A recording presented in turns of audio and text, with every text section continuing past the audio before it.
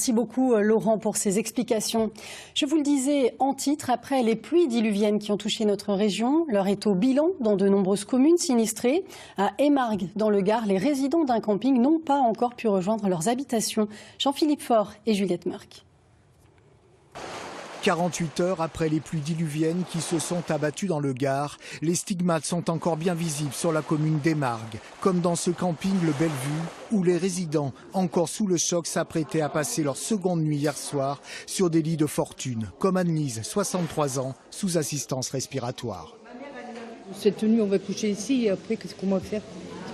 Je ne peux pas retourner dans mon moulin, il n'y a pas d'électricité, il y a trop d'humidité. C'est pas bon pour moi. Il me faut l'appareil.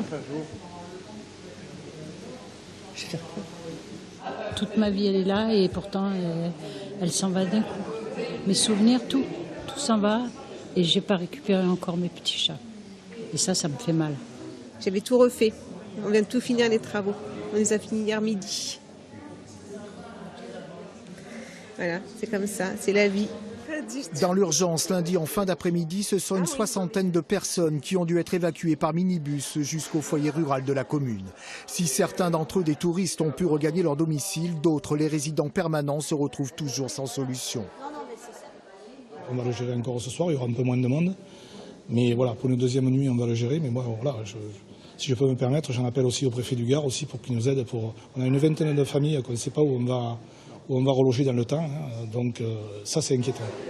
Une commune coutumière de ce type d'événement climatique. En 2002 déjà, 80% du village avait été inondé. Puis en 2014, le même camping avait dû être évacué.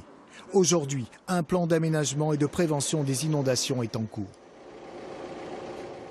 Murs effondrés, routes détruites, vignes inondées. 48 heures après le violent épisode méditerranéen qui a touché le Gard et l'Hérault, les sinistrés et les élus font donc l'état des lieux des dommages et des travaux à venir.